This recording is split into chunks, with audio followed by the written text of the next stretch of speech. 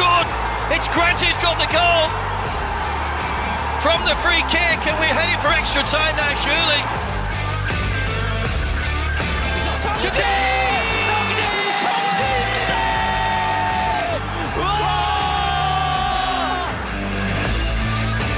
Domingo! It is 2-0, and that now surely seals the K-League title for John Buckland Motors. You're listening to the K-League United podcast, proud partner of Football Nation Radio. Hello, I'm going to say, do not adjust your speakers. If you're on Patreon and you're watching live, don't adjust your video. It is me. It is Ryan Walters. I am back. Welcome to the K-League United podcast. I'm joined by Paul Neat. Paul, how you doing? I'm all right. How are you? So you are actually back then? I mean, sure. For now, another pod, another background. Were you successful in setting up J League United and T League United, wherever else it is that you've been recently? Yeah. The big goal is to get Bali United to just be a thing. And then, you know, their practice facility is on the beach, man. Oh my God. They have these, like this there? Gorgeous training facility that's just on the ocean. So Bali United, I know you're listening. I'll relocate. I'll do it. No, I am. I'm in South Korea for now. I'm here. As you know, we'll pull the curtain back. We had lunch this week. We did have lunch on Wednesday, didn't we? Yeah. Tacos. You can't go wrong. And they were good as well. Yeah, no, it's always a good work meeting. Get your hands dirty while you're talking about things. But yeah, here for now, back from Japan, which obviously we'll be talking about. The reason I was over there was the EAFF E-1 Football Championship 2022 Final Japan, as the announcer had to say every time she brought it up, or as the commentator, which, we'll also go into the fact that I don't think any of you heard the commentator on the live stream, because how could you? He kept referring to it as the EAFF. I like it. He 007, refused, the EAFF. He refused to say EAFF. It was always the EAFF E-1 Championship. So he's just trying to make it sound better, I think. Why did they change the name of it to be like that? East Asian Cup or whatever it was perfectly fine. It was exactly what it said on the tin. It was the East Asian Cup or East Asian Championship.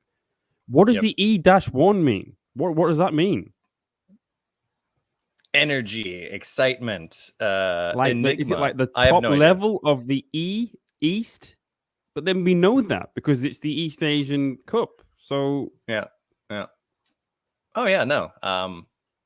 Again, I worked the whole tournament in Kashima, which, by the way, I was warned how out of the way that stadium is. I have no idea how people get out to Kashima Antlers games, because that stadium is basically just like in the middle of rice fields, rivers, and swamps. Was that stadium already there, or was it built for the World Cup 20 years ago? I believe that's one of the World Cup stadiums. I see. I wonder why they picked there. Yeah, all places. You know how it was in the early 2000s. Stadium locations, they were like, what's the farthest away from civilization? Let's throw a stadium there. Yeah. That's how it was for the Chicago Fire as well. But Bayern Munich Stadium is also quite far away. When I went to Munich a few years ago, it took a good 50 minutes to get to the Allianz Arena from central Munich. It was a trek. It's no longer Munich, really, Bayern, it is technically Bayer. It is in Bavaria, but it's not, certainly wasn't in Munich. Yeah. This obviously Kashima's not in Tokyo either. No. It's a long way. And the trains, man. Whew. I had an introduction to a reintroduction. I've been to Japan before, but it's been in a few years, and those trains over there, oh baby, the most complicated system anyone's ever seen.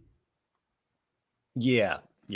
I love having to switch companies at the same, like a transfer point. Yeah, sure, fine, but transfer to a different company, anyway, that's for the other podcast that you and I have started, Trains Weekly. Yeah. I actually am really fascinated by metro systems, though. I genuinely am really interested in them. So maybe we could do. Are you going to get You're gonna get a 360 camera, just start running around talking about trains. Yeah, there you go.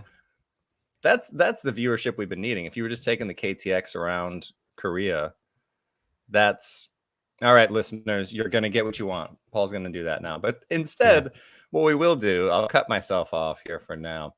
What we are going to do is talk about that trip to Japan for me and the EAFF E-1 football championship and what did not go well from the Korean perspective, because that was 2 tournaments, men's and women's, and that was 2 wins for Japan on home soil. So I think that played part of it, but we're going to talk about that, and we're going to go into the name of this podcast. We're going to talk about K-League, Paul. I feel like we haven't talked about K-League in a long time. We're going to talk about the key races in K-League 1. Obviously, the title race, which, surprise, surprise, is down to 2 teams.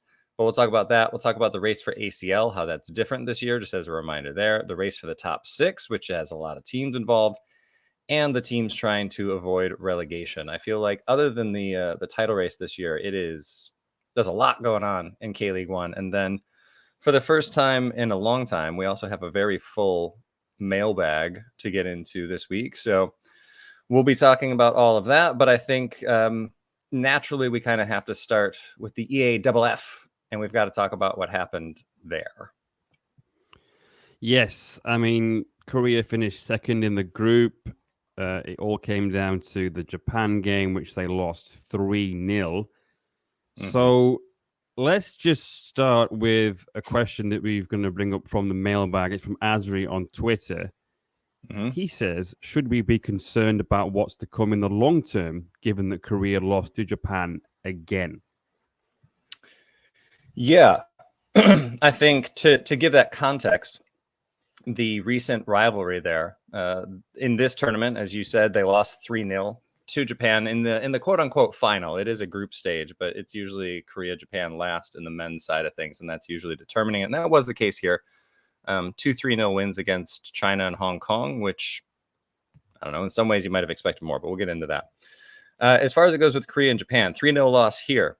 It was largely a U21 team that Japan sent to the U23 tournament, and they won 3-0 against the defending champs in the U23 Asian Cup. There was a friendly in 2021. Japan 3, Korea 0. The U16 men, Japan 3, Korea 0. The senior team women's for the EAFF, 2-1 loss to Japan. Even the University 11, it was a 5-0 loss. So the recent history here is very much on Japan's side, and this was a question that was posed to Paulo Bento after the match. This was largely a K-League squad versus a J-League squad, and what he said was that the results speak for itself. And I think for our listeners, for fans of K-League, I do find that concerning. And I was able to go and take in some J-League for the first time in person in a really long time. Saw Urawa and Kawasaki go at it. It felt different. I'll say that. It felt different. It just feels... I think to me, the concerning thing is how many of those results are at the youth level, right? I think with this tournament specifically, this was Korea's first loss in the EAFF since 2013. So, in a tournament where you only have 3 games, we don't need to read the world out of this. But I think when you pair it with all of those other results, and especially for me, that U23 result, that team that Korea sent to the U23s was outstanding. That was just such a good squad. We're talking about Lee Kang-in in the midfield when he was allowed to play. We had Jung Sang-bin there. We had Cho Young-uk in form there. We had a very good team there, but Hwang Sun-hong was in charge. And we know how great he does running clubs and running teams, and he mismanaged things. Yeah, and he bungled that one. But again, okay, let's throw that one out then, because Hwang Sun-hong's in charge. There are a ton of other results in this rivalry recently that I do think are concerning for Korean football, and I think it should serve as a wake-up call. Yeah, you shouldn't be losing 3-0. You know, the Korea-Japan game, right?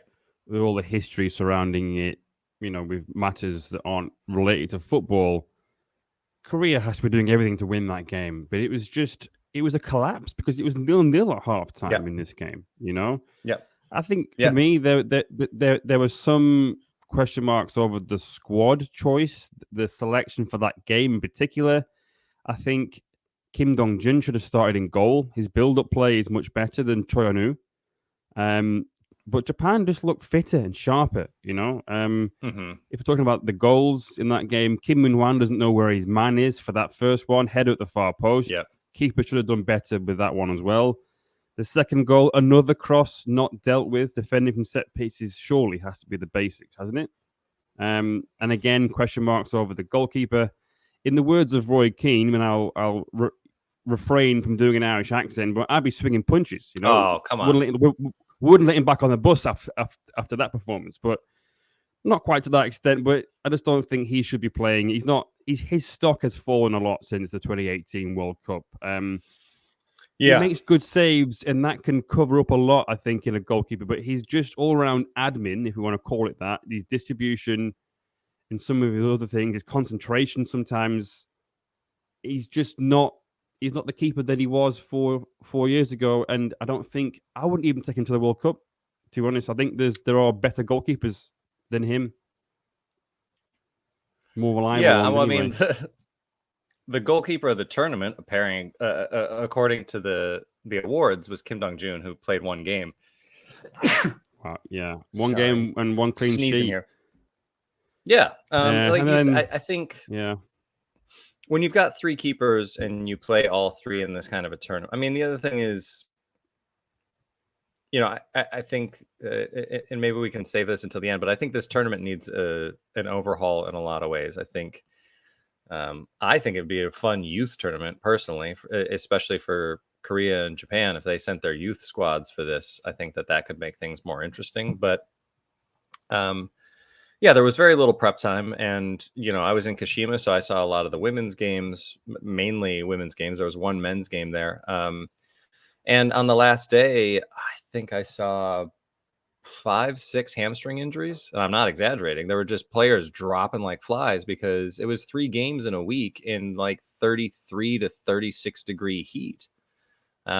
It's a lot to ask of these players. So I think, again, specifically with this result for Korea and losing to Japan in Japan, I don't think there's a ton to read into in and of itself there. But again, essentially a U21 team beating Korea's U23 team paired with the friendly, the U16s, the women's side of it, the university. Like, when you look at all of it as a whole, I do think that's where you start to see the picture that Japan seems to be doing a better job of cultivating domestic talent right now.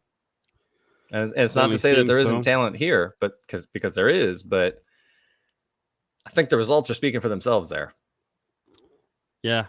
Well, let's end this bit then on some positives. Who would you say was the breakout players or people that you were impressed with from this squad?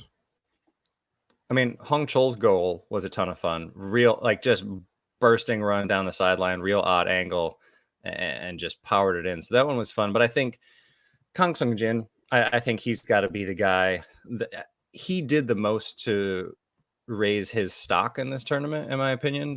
For those listening that might not know, 19-year-old that's made 22 appearances with FC Seoul this year. So this definitely is a positive. I think he's somebody that's getting K1 football because of the U22 rule, largely. And now he's starting to fit into that role. He got his first goal of the season recently. It was a July match against Jeju. It was an equalizer. So I think that spurred him on, that got him motivated. He scored twice against Hong Kong, a couple of nice goals as well. I mean, not necessarily world beaters, but nice goals. I thought he played well when he was on the pitch in general. And to me, that's the kind of thing you want to see in this tournament, is a young player coming up through K-League, making the most of it. And I think that he did. And I think that, despite the results, I think he'll have some confidence, will have had and will have some confidence coming back into K-League, playing for an FC Seoul side that needs somebody up there to help out. I mean, with Ilyachenko there now, things are very different, but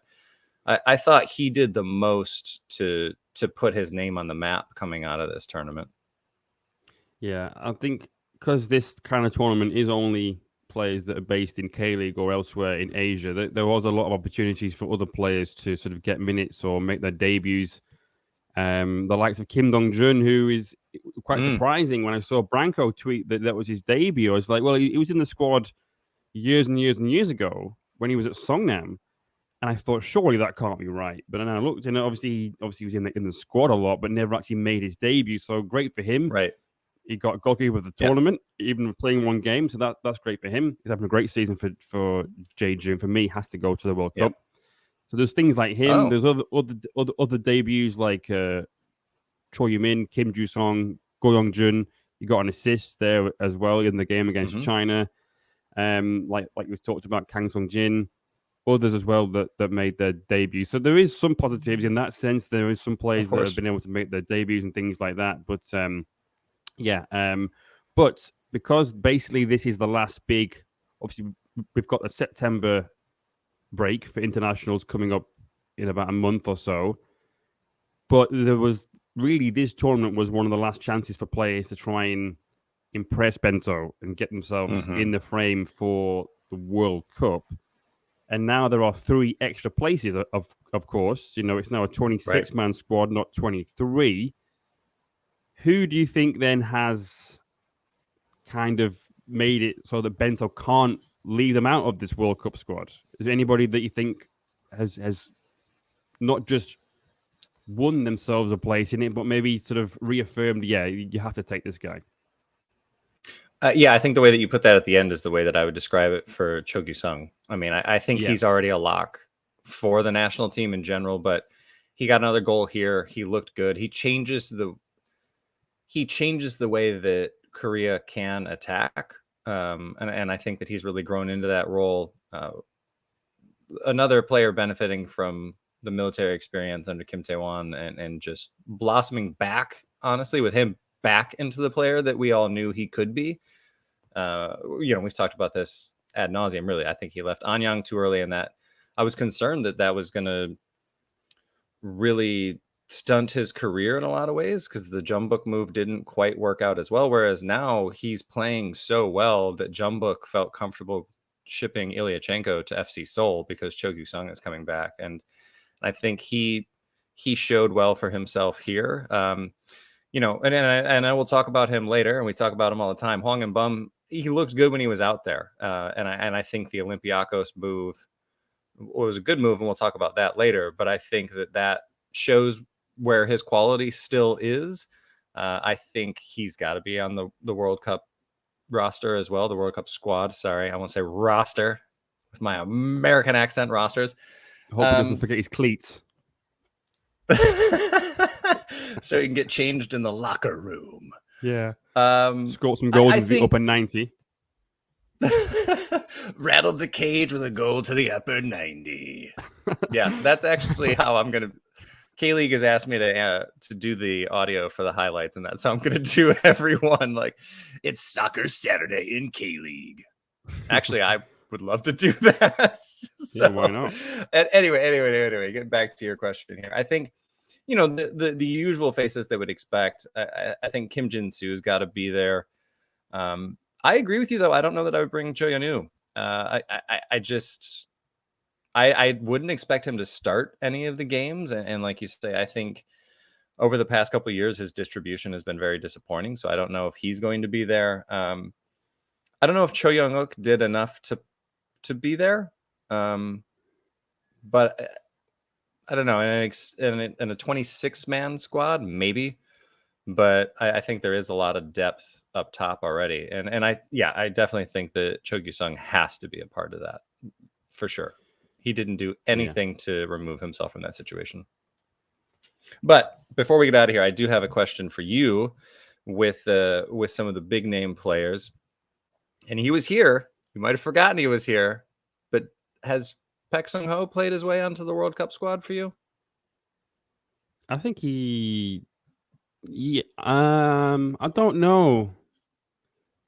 Yes, but again, I think Korea's well stocked for players in his position. I think, and he's got other players like Ju Se-jong, who has come back to K-League with that aim of trying to earn his way back into the World Cup squad.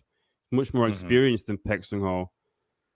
I don't know. I suppose it depends how he performs after he comes back from injury. Obviously, he's injured at the moment for John Book. So when he comes back, if he can be one of the players who makes a difference in trying to win the title back for John Book, then maybe. But there are other players who I think, and perhaps one of Paek's former Barcelona youth teammates, Lee Sung-woo, was someone that I thought was a dead cert to be in that EAFF E-1 squad. But I'm not sure what's happened there. I'm not sure what he's done to offend Paulo Bento or whoever it is that can sort of have any influence in picking the squad, because he's having a great season and he's showing that he can do it in men's football. He should be in the squad. I don't understand how he wasn't there, and I agree. It would be really interesting if he didn't make the EAFF squad, but he's there for the World Cup. I think that would be the right call, though. So we shall see. But speaking of the season that he's had, we are going to take a quick break, and then we are going to move on, and we're going to talk about K-League 1 and all of the races going on there. We'll be right back. FNR is a revolutionary football-dedicated digital platform, the first of its kind in Australia. It provides a 24/7 live online radio platform experience, podcast hub, and acts as a content provider for TV, radio, and digital.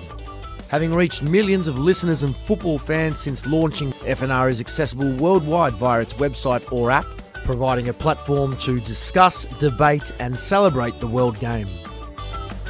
We are your voice of football, FNR Football Nation Radio. All right, welcome back to the K-League United podcast. Paul Neitz here with Ryan Walters, back in Korea again for the first time in God knows how long. But it's time for us at K-League United to officially declare what races are what in K-League 1, because I think we should be able to do that. Okay, we're doing that? Okay. Yeah, I think we should. So let's think about it. Okay, the title race might not need to be declared. It is let's face it, a 2-horse race in this one. So rather than sort of going into too much about what's involved, I think we should perhaps pick who we think is going to go on and win the title. I'll let you go first. Who do you think is going to be the team that last? You'll let me go first. I see what you did there. We switched hosting roles for this segment, and then you're throwing me under the bus right away. Who do I think, or who do I want? Who do you think? We know who the neutrals want, I think. Who do you think is going to do it? Ooh, it's hard to say this year. Ulsan always has that capacity to Ulsan. But Jeonbuk they've never really looked threatening this year. And I know Matt talks about this a lot, but I don't think Kim Sang-shik has them playing at their absolute best. But the guy we were just talking about is coming back for them. Cho Gyu-sung is going to be there soon, and I think that as of time of recording, that 6-point gap between them and Ulsan, we know that can disappear post-split real fast. Yeah. So who do I think, based on history and being punished time and again? Jeonbuk. Yeah, I expect you to say that because I think, are you aware of the phrase, the Monte Carlo fallacy? Go on. Where you go to a casino and you think, I'm going to win this time. This time I'm going to do it. So you're on the roulette machine or whatever, you know what I mean? And you keep going and you think, I've lost 3 times in a row now, but this next time is going to be the time. I think that's what it's been like for neutrals and definitely for Ulsan fans in K-League is that this time has to be it. But I think this time has to be it. I think this is the year. And I'm going to tell you why, because I just think that they've got more reliable goal scorers. They've got Leonardo, who isn't actually even their top scorer. Onwon-Sang is, and he's a winger. They don't just rely on one or two players for goals. They've got Amano June and Vako with quite healthy goal tallies as well. They've just signed Martin Adam, who is a Hungarian international. Jeonbuk, as we've already said, will get Cho Gu-sung back in September. We know that. But they've relied on Gustavo, who, time of recording, has 7, Barrow 4, Kim Bo-kyung 2, and then they have 10 players on 1 goal. Now, okay, spreading goals out is good. Okay, I do admit that. But reliability is an issue. You're not going to rely on these players to come and score, are you? Han Kyo-won, for example, when he scored that late consolation against Gangwon in midweek, that was his first goal of the season. This is a guy who was scoring double figures the last 2 years. It's just not been their year. We've talked about Ilyichenko leaving. I know he was unhappy playing second fiddle to somebody, but as a manager, that's your job to keep players happy. You know, I know he probably doesn't have any control over who the club signs. I know they've got Gustavo, they've got Ilyichenko, but as a coach, you have to be the guy who finds a way to use them both. Why can't you play a top 2? Why can't you play a system that gets the best out of both of them? Gustavo is very good at coming from deep. You know, he works harder. He's more mobile than Ilyichenko. You have Ilyichenko as the out-and-out number 9. Gustavo can get involved in the build-up play a bit more. I don't know. Maybe that's just, for me, is a bit too simplistic. But I just think because of those reasons, it's going to be Ulsan that does it this year finally. Well, let's hope so. But a question for you. If either manager fails to win the title, should they get the boot? I mean, I think for Jeonbuk, I think that's what's on the line almost every year, right? I think it kind of has to be in that position. I think there are quite a few involved in Jeonbuk that wouldn't be too upset to see Kim Sang-sik go, just because, I don't think he really has his identity as a manager figured out and how he wants his teams to play. And that in so many ways, this is kind of the same team it's been for years. And the playing style this year, it feels less unique in previous years. So I think for him, for Hong Myeong-bo, it depends on what they do elsewhere, I guess. ACL wasn't great. So, I think, maybe for both of them, to be honest. Obviously, as we've said, one of them will get it. Pohang is the third place team. They're 11 points off the top right now. So I don't think they're going to be claiming the title. It would be amazing if they did. It would be as amazing as if, like, I don't know, some scrappy Pohang team made it all the way to the ACL final to face Al Hilal or something like that. Could you imagine? I know. Yeah. Can't even picture it.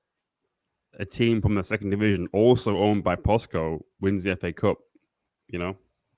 Never going to happen. Can't imagine it. Can't picture that team going to Thailand and not losing to Melbourne. I'm coming for you, City. Anyway. I think. Well, speaking of ACL, as you just mentioned, the next big race then is for ACL qualification. Now, it's a bit different this year, or it's gone back to how it used to be for K-League, and it's 3+1 in terms of how the teams qualify. The 3 means that basically the league champions, of course, the FA Cup winners, and then K-League runners-up will go through to the group stage directly. The team that finishes third will go into a playoff, as has always been the case. Fourth will only become available if FC Seoul or Daegu win the FA Cup, as they will finish below the other semi-finalists, who are, of course, Ulsan and Jeonbuk. So one of those teams obviously will be one of those teams would be in the final as they play each other in the semis, of course. So it's going to be very interesting to see how this pans out. But that's the 3+1. In the driving seat at the moment is, it's Pohang Steelers. Yeah. Yeah. I mean, it turns out making it to the final last year and making, 12 times as much as the K-League 1 champions just for being in the final of the ACL, which, they made $6 million by being in the final. No, sorry. I'm thinking of, I was in Japan. I'm thinking of like J-League runners up and things like that. What was it for the final? I believe they made, it was over $1 million anyway. I want to say it was maybe $2 million for being in the final. So not 12 times as much, but a bit more than the $500,000 US that the K-League 1 champions get. So again, motivation for teams to do well in ACL. I think that they've put that to good use. I look, it's fun seeing Pohang, the team that has won as many ACL titles as anybody else, other than Al Hilal. Sorry. From the East anyway. Seeing them back in there is nice. And I think K-League is better when teams like Pohang are doing well. So I don't know. I think Jeju obviously have history there as well, and Jeju on their day look very good. The consistency was always going to be a concern for them, and that has shown through. But they're only 6 points behind Pohang right now, so they could get up in there. Another team that's only 6 points behind Pohang is Incheon, though. How amazing would that be? I know. And I think the hubs are done next year as well. I think it's going to go back to home and away next year. So could you imagine ACL matches in Incheon? Oh, I hope so. If they still have Magosa. Yeah. Well, so okay. So we've got Pohang 3rd, Jeju 4th, Incheon 5th. Then when you go down to 6th, Suwon FC at the time of recording, they are 4 points behind 4th and 5th. So we can't really say that those two are ACL contenders. No. So I think really it's obviously down to Pohang, and I think that they will do it. They even before the matches that we had in midweek last week, because that's kind of changed a lot. I think the complexion of the league. I did think that Pohang were already going to be the team that got that 3rd place. They've just they score goals. They've got a good defense, and under Kim Ki-dong, they seem to have this tenacity as well. And they haven't gone through a slump this year. Last year, they had a bit of a slump towards the end of the season. They lost a few games on the spin, but they were one eye on the ACL final, perhaps. I don't know. But this year, they've only lost 2 games in a row or more once, and that was in mid-May. They lost 1-0 to Seoul and Jeonbuk. So if they can keep that consistency, then they're going to do it. Jeju, obviously, aren't consistent enough. They lost to Songnam in midweek. I know Songnam are fighting for their lives, but it was away from home. Sorry, it was at home for Jeju. You've got to win those kind of games. They're on a poor run, and if they don't pick things up very soon, they might even drop out of 4th, and it might even be Incheon who gets that 4th place. So for me, Pohang firmly in the driving seat, firmly going to do it. Which then brings us on to the race to finish in Final A. That is the top half of the split. Now, this is a very, very close race because we've got... Yes. Well, we've got Incheon 5th, as we just said, it is 34. And then we've got Suwon FC, Gangwon FC, and Seoul all on 30 points. And then Daegu are just behind them on 27 points. So it's really between, of those 1, 2, 3, 4, 5 teams, it's going to be 2 of those 5 that get into the top 6. Jeez, yeah. It's going to be a very exciting end to the sort of pre-split stage of the season. But who do you see as being the 2 that lock that in and get that top 6 finish? Oh boy. I don't have enough confidence in Gangwon to keep it up. I think they've had a great summer. I don't think that in recent years they've really proven that they can keep that kind of consistency going. At the same time, though, we all know that Chae Young-soo's teams take a while to get into his style, and it seems like Gangwon gets it now. So I wouldn't be shocked if they do find that consistency. But I think Suwon just have a lot of talent on that team.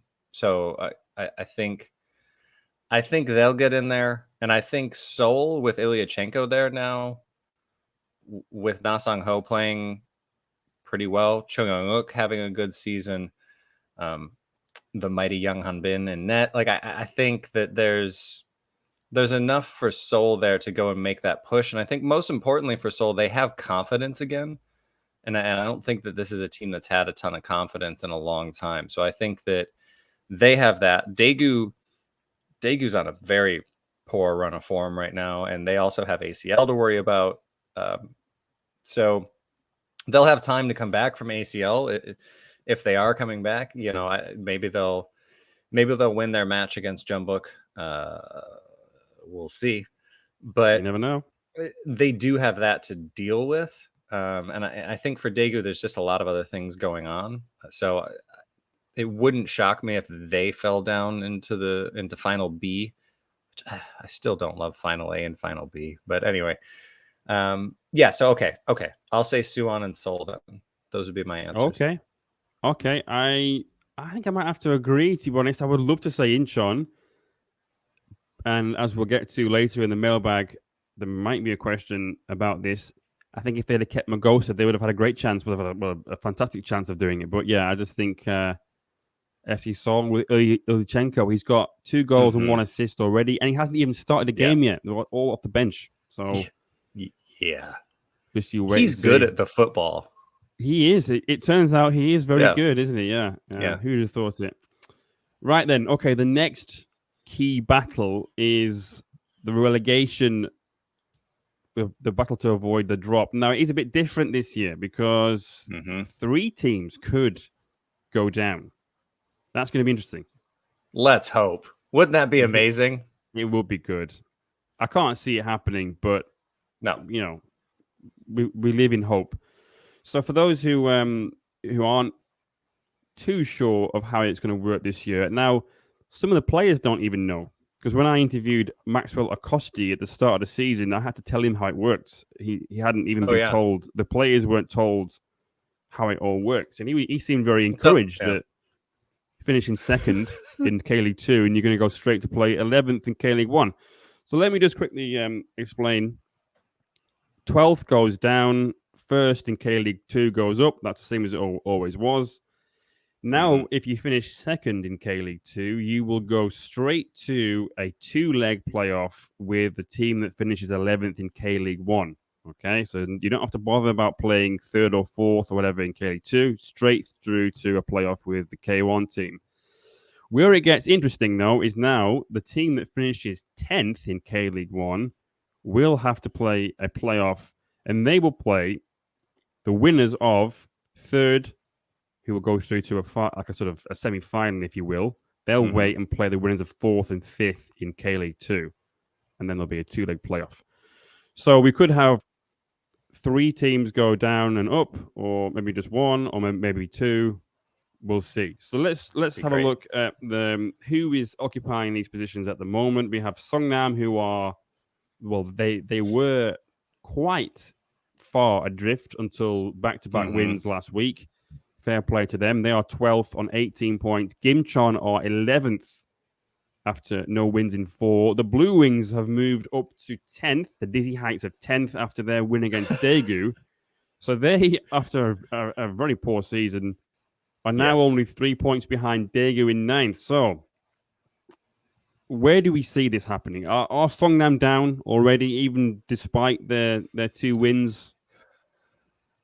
I mean, they were my preseason pick for the automatic drop, and back-to-back wins, like you said, kudos, good on them, especially, going down to Jeju, especially this time of year. That's not easy to do. We don't travel's not really a thing in K-League, in my opinion. Like, it's not, especially like somebody from the States, like going from Chicago to Houston, for example, and playing in Houston where it's like 10 million% humidity and 75 degrees Celsius at kickoff. Like, it's it's insane. So like travel's not really a thing here, but it is for JG. You've got to get on a plane, which you don't really have to do for any of the other teams.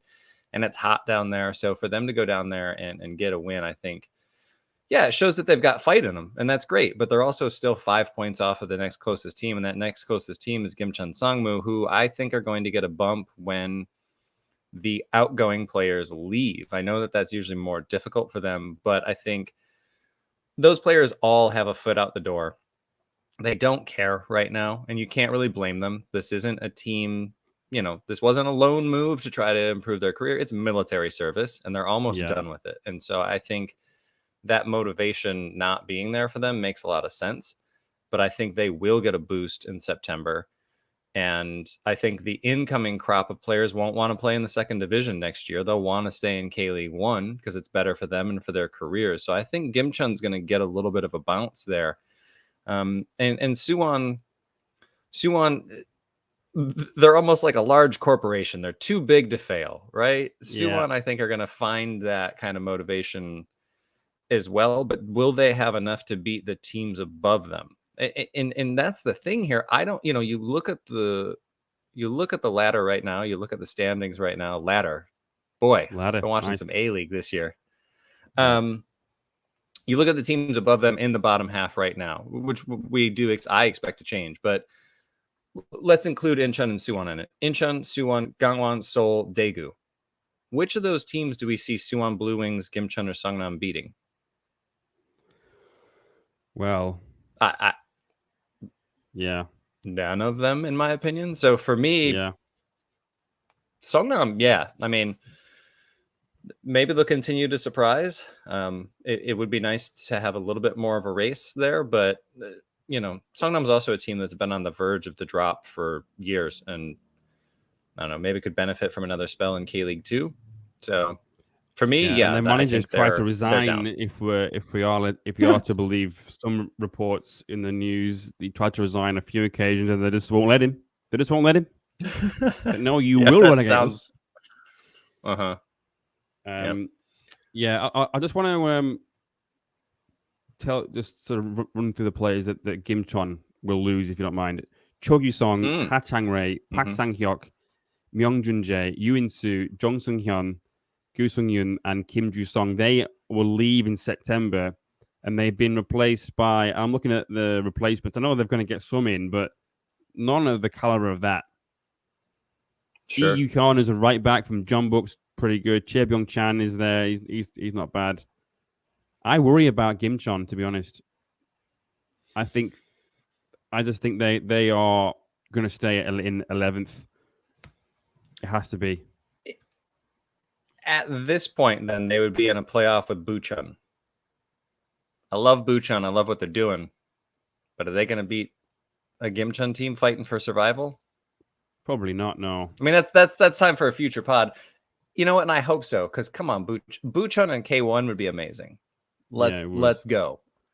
We need more. There are not enough teams in K-League 2 that have had experience in K-League 1 yet. For the league to grow, we need more of that.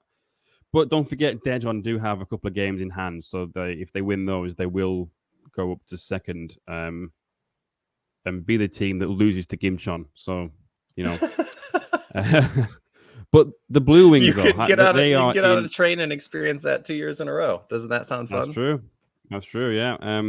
The Blue Wings, though, I find it insane that they are in this position. Now I know that Samsung Electronics don't own the club anymore. It's the club owned by a subsidiary.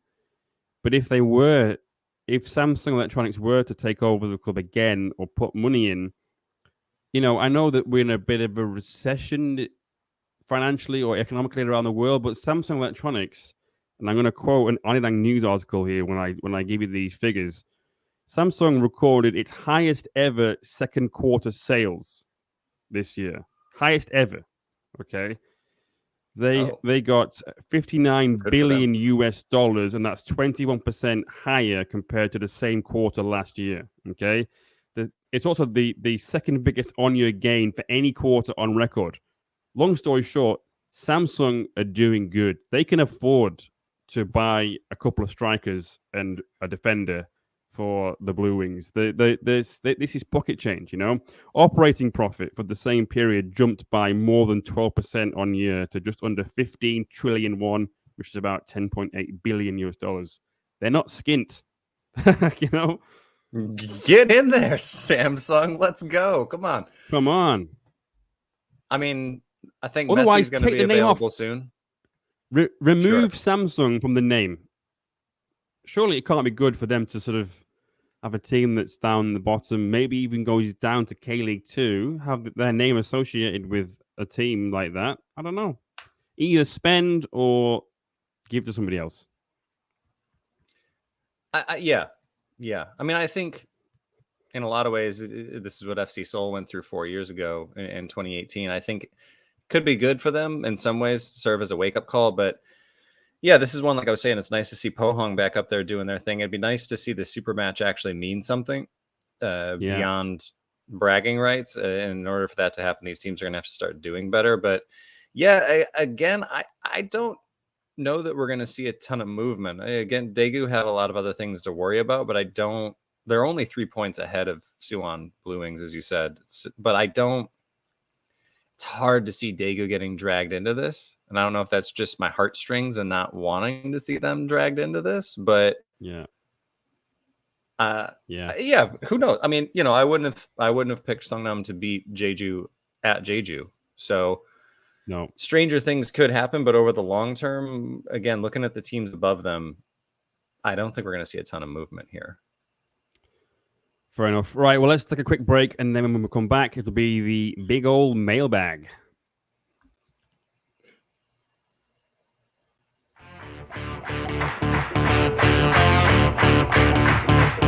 Fans, we want to hear from you. You're encouraged to email KLU at info@kleagueunited.com or tweet at KLeague United with any questions, comments, or reactions. Or ask directly during one of our live shows.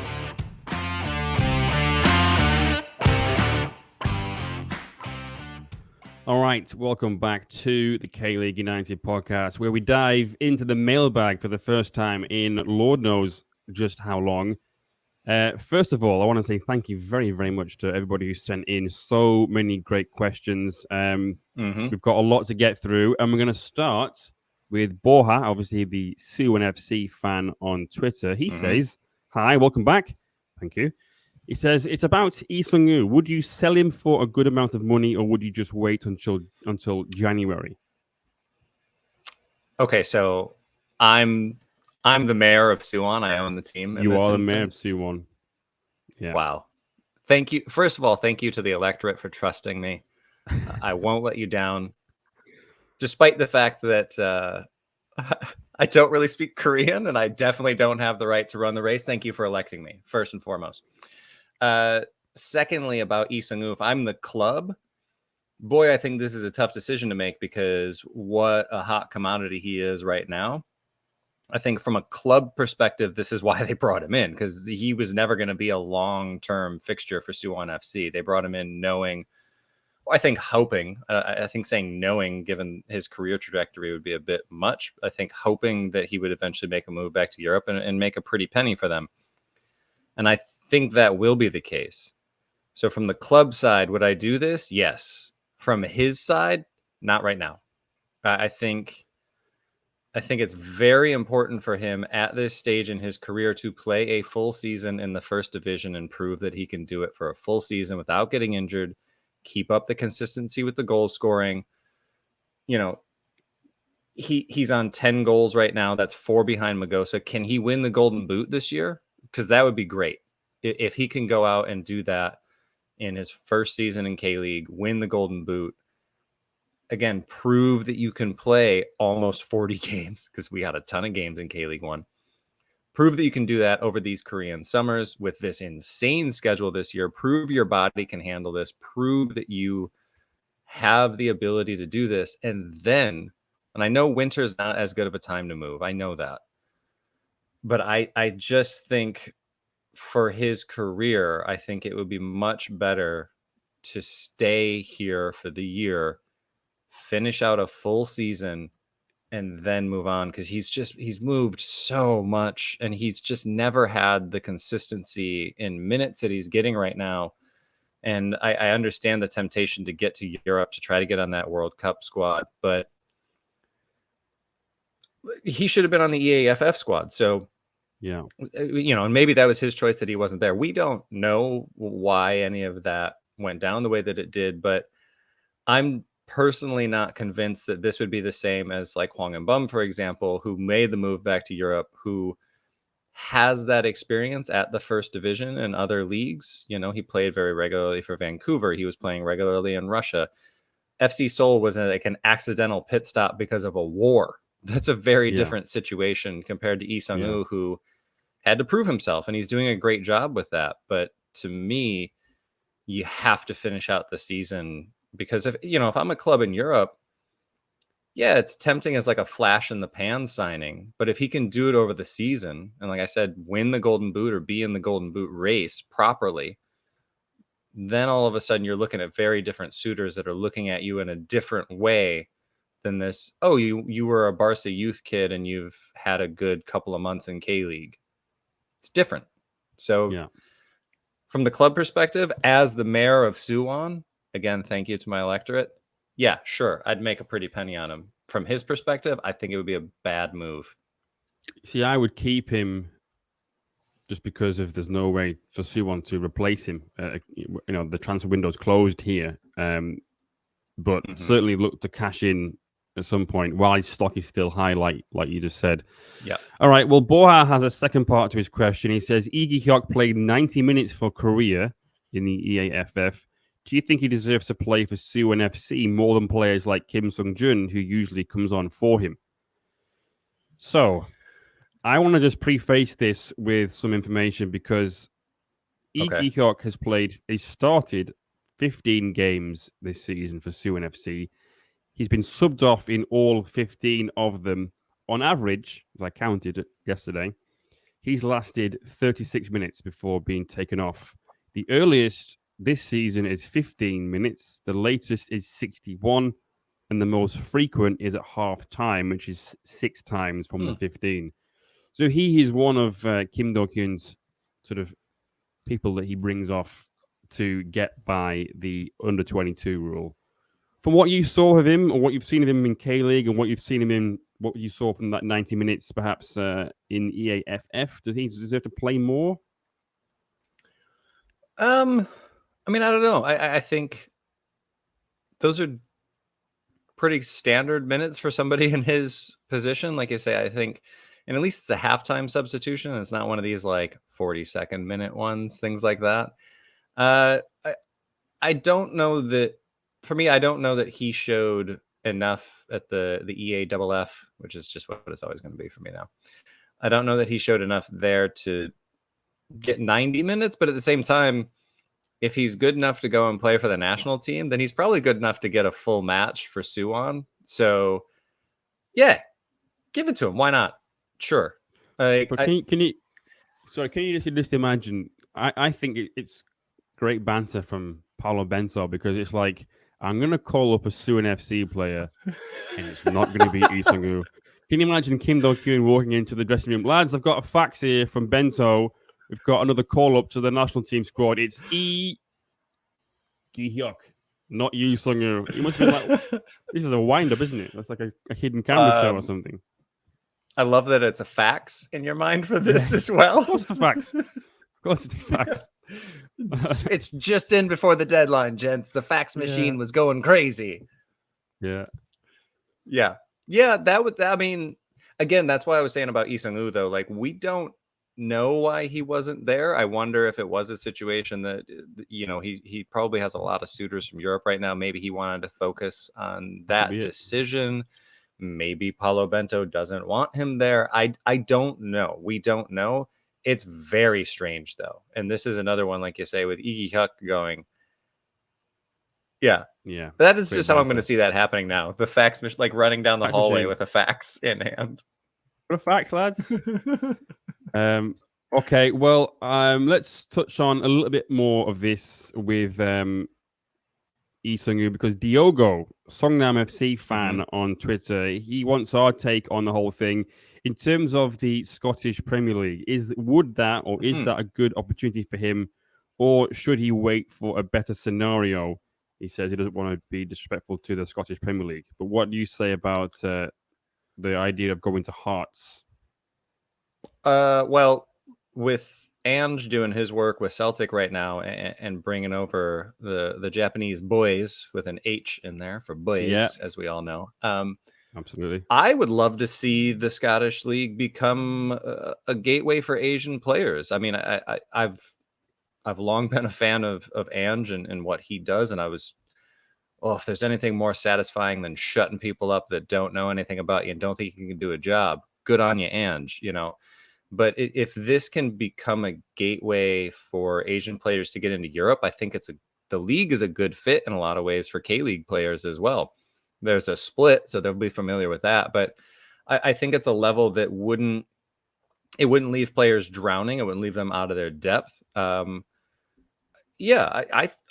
think it could be a really great league to, again, create that pipeline from Asia into Europe. It's a league that has respectability, at least. It's not going to be confused as one of the top 5 in Europe anytime soon. But I think, again, as Celtic is proving right now on the men's and women's side of things, that pipeline is there and it's being increased. So I like the idea.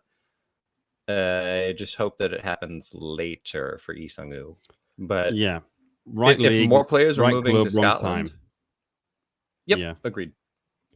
There was a report in SDN Sports which had quoted Lee Seung-gu's agent as saying that the offer will or has been turned down. There was also offer from Turkey and Spain, but the player's main priority is getting Suwon FC into the top 6. So there we go. Right, let's move on. From Welly Wolf on Twitter, a question from me, which I'm taking as a bit of an attack. He says, based on last year's experience, any tips for beating Gangwon over 2 legs? Asking for a friend, in brackets, in 6th place, referring to Gyeongnam. Well, I would say you have to take your own ball, boys. That is key. That's key.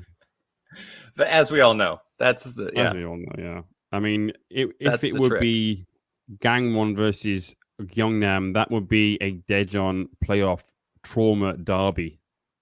Really, Oh, it really would. 2020. Can they both lose?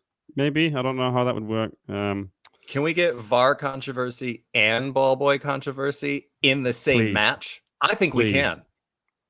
Yeah, let's hope so. All right, moving on. From Asri on Twitter, who had 2 more questions after the one we asked about Korea losing to Japan. He says, sure. Incheon, I don't think they have urgently properly replaced Magosa.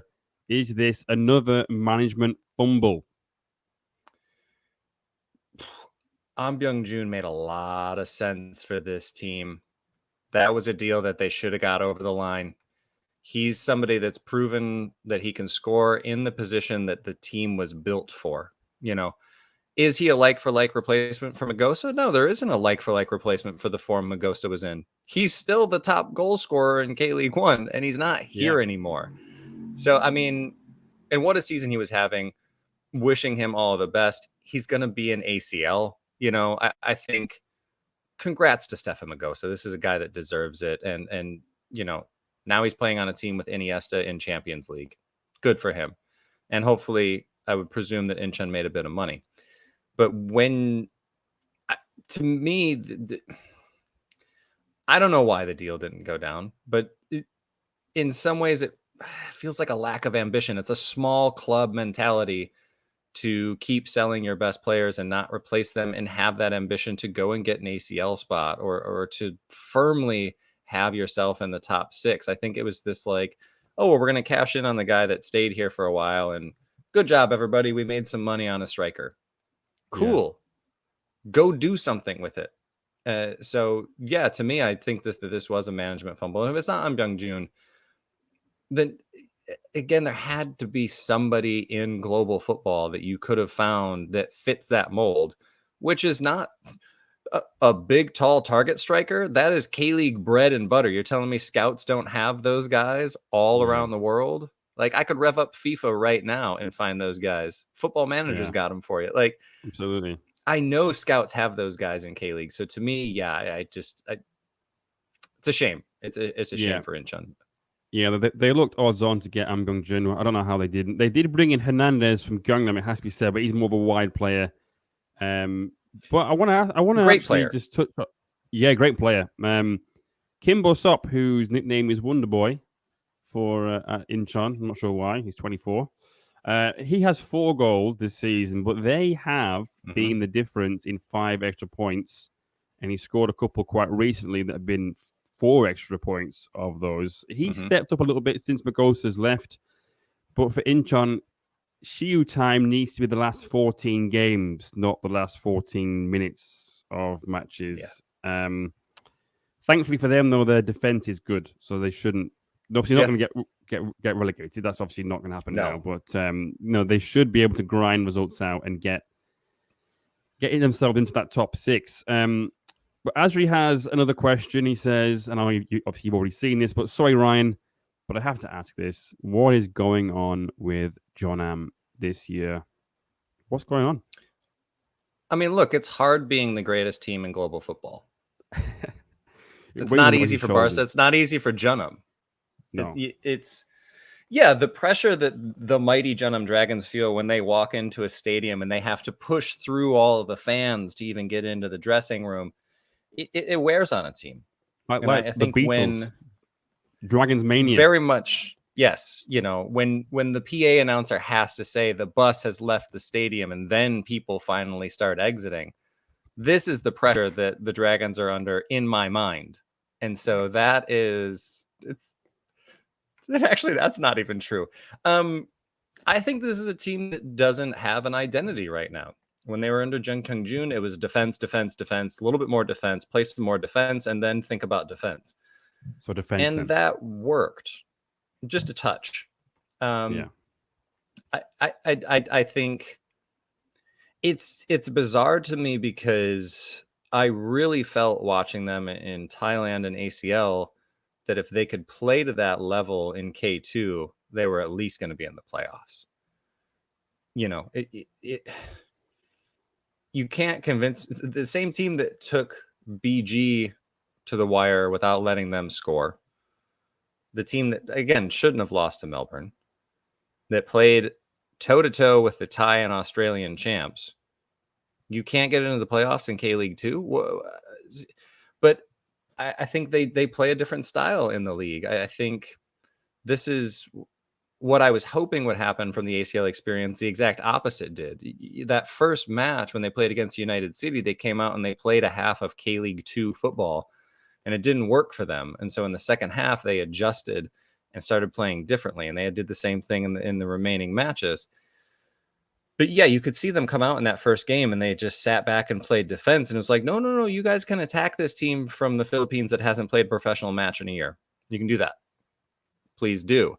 And then they kind of changed things. But since they've been back in Korea, since they've been back in K-League 2, they just have reverted to this like don't lose mentality and just set themselves up that way. And now, like I said, I think it's a team that doesn't really have any idea of how they want to play. And so, yeah, they're just wandering adrift, and without relegation to threaten them in K2, I mean, we really need that ladder. Why do I keep saying ladder today? That pyramid to open up. I have ladders on the mind. Anyway, I think that this is, it's an issue with management and with the team not really knowing what they are. Yeah. All right, we've got a question from Whatever Things with a Z on Twitter. Is Hwang Hee-jo really going nowhere? Well, that was asked before we found out about Wolves. Apparently, according to Fabrizio Romano, he tweeted that he is on his way to Wolves to join up with Hwang Hee-chan. A bid has been submitted, and that was tweeted earlier on Thursday. And then, according to L'Equipe in France, Wolves have made a €3 million offer for Hwang Hee-jo to Bordeaux. The French club have found the offer insufficient, but negotiations are continuing. So maybe we'll see him in the Premier League. That wording sounds exactly like something out of Football Manager. Like, what are my options to reply to this one? Yeah. I can't imagine that he would stay there. To Wolves, yeah, I think that'd be great. Look at the Huang connection going on over there. I love it. And then once Jung Sung Bin's up and running, that's your front three. Let's go. Yeah. Not that that's going to happen anytime soon, but I think that would be a good fit for him. And I think Bordeaux knows they can make some money on him, and Hwang Hee-jo deserves to be playing first division football in Europe at this point. And so I think something's going to happen. Surely. Let's hope so. All right. Moving down the mailbag from Jeonbuk Hyundai fan account on Twitter.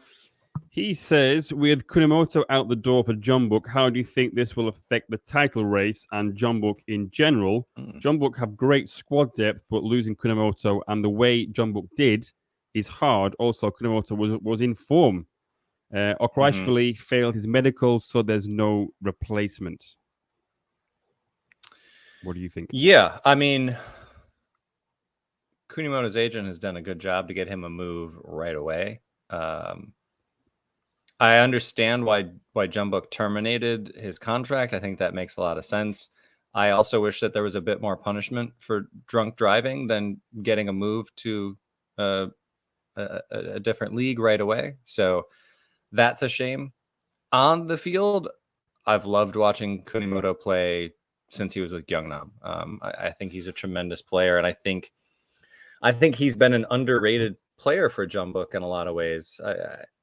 He's the engine of that midfield, along with Paek Sung-ho, in a very productive way, moving the ball forward.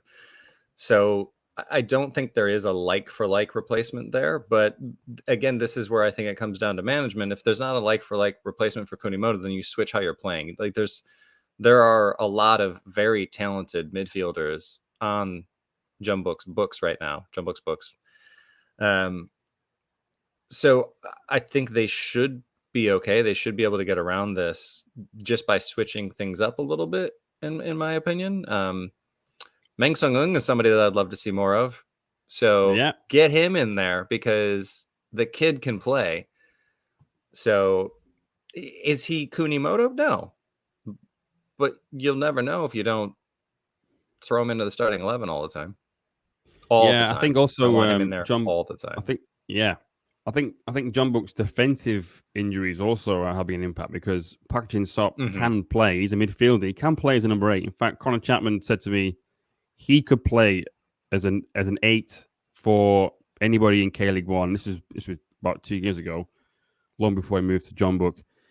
He can play there, as you mentioned, Meng Sung-eun. Kim Jin-kyu, they've got Kim Jin-kyu as an attacking midfielder as well. I know he's not quite the same as Kunimoto, but the point I'm trying to make is that if there was an area of the pitch where Jeonbuk could lose somebody, it would have been midfield because they've got a lot of good players. Meng has been playing in K4, for their B team to sort of get minutes because of how overstocked that they were. All right, well, he had another question that came in before the midweek game. Gangwon have won now 5 of their last 7 games and only just lost to Ulsan. They play Jeonbuk next. They beat them. Can you see them keeping this momentum up and making it into Final A and maybe even further up the table? We did touch on this earlier, but when you spell it out like that, won 5 of their last 7 games, you think, well, maybe they do have a chance.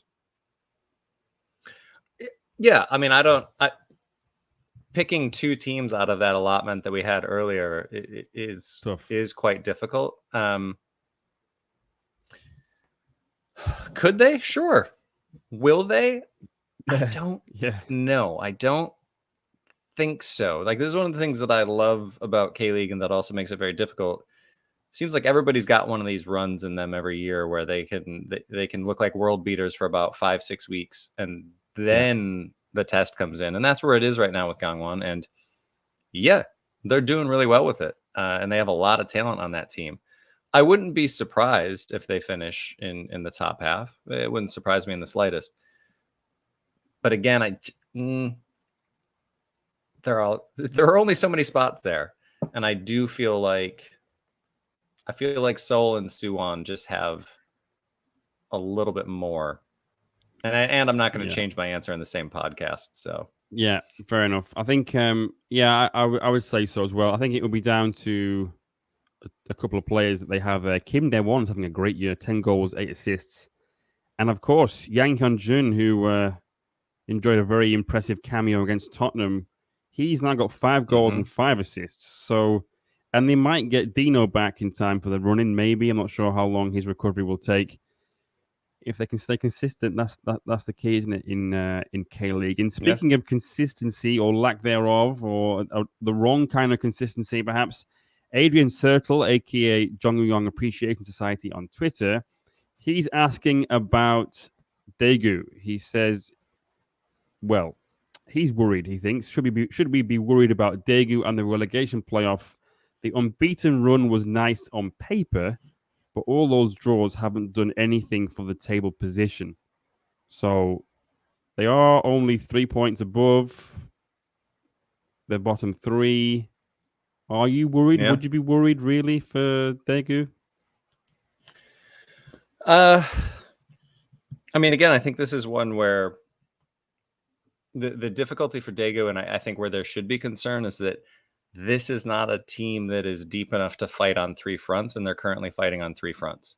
I love the ambition at Daegu, and I hope that they continue to do these things, but ACL, FA Cup, and the league, and we know how serious the FA Cup is for Daegu. This is a tournament that it feels like they're just always going to be in or around the final, and that's been how they've achieved the success. So I think, put a lot into the FA Cup. ACL, the prize money is certainly very significant for K-League clubs. So you don't necessarily want to throw that away, but you also don't want to go back down to K-League 2. I think, I mean, look, I don't think they're going to advance in ACL. If we're just honest about it, I don't see that happening for them. So that would be one fewer thing to worry about. And then you're looking at a post-split life where the FA Cup it's there, but it's not as hectic scheduling wise. Like, you don't have to fly over to Japan for it, for example. So I think Daegu are going to be fine. I think getting out of ACL would actually be a good thing for them. You never want to lose a game, but if they do lose an ACL, I think it's fine, personally. Yeah, they've dropped too many points. In fact, they've led in 14 games this season and won just 5 of them. 6 draws, too many draws, as Adrian had already alluded to. Turn those draws into wins, because it's getting to that point of the season where draws don't really do a great deal for you. Right. All right. Well, last question in the mailbag is from King Kai on Twitter. Can Pohang win today? This was obviously in reference to the midweek game. Oh. Well, they can win on any day, really, can't they, Pohang? When they want to be in the mood, they can win and beat anybody. I thought it was going to be... I had to actually pull up the schedule because we're recording on a Friday. I was like, they don't play tonight, do they? I mean, the answer was yes, they could. And they did. Will they? I mean, what a fun game we've got this weekend, talking about the teams that we've been talking a lot about. We've got Pohang hosting Gangwon on Saturday. So that's a fun one. And I think Pohang can win that game. Yeah, absolutely. Well, that is it. That is the end of the mailbag. Thank you very much again for all the questions. It was a long overdue, very deep mailbag. Yeah, it's been a long time since we've had one of those. And I think if folks want to get more invested, if they want to get more in tune with the things that we're doing, we are doing all sorts of things over on patreon.com/K-League United. We're going to be putting up some more podcast extras, things like that. And also, for those of you that have been supporting us on Patreon, or those of you that have been on the fence wondering about it, send some ideas along. Let us know what you would like to see, and we'll try to make some of those things happen. I'm going to be hitting the road again soon. So if you want to see some random team sheets from Thailand or Vietnam or something, let me know. Maybe I'll see what I can pick up along the way. Paul, I know you and Matt are obviously going to be here covering all things K-League, and mix zones are back. So that's a massive thing for us. So if there are any players or anything like that you would like us to try to get in touch with in the mix zones, send those recommendations along, and those kind of things will go on Patreon first, and then we will release them into the wild afterwards. But yeah, we're switching things up a little bit over there again. And as always, if people want to listen to this podcast down in Australia, you can listen to us on Football Nation Radio. And please download, subscribe, give 5-star reviews wherever you download your podcasts, and we'll think of some fun giveaways and things like that for folks. We've had a few in the works, but getting things over the line isn't always the easiest. So we'll continue to work on that. But picking up after having you do the heavy lifting the entire time, I did the intro. I'll do the outro. For Paul Neat, I'm Ryan Walters. Thanks so much for listening.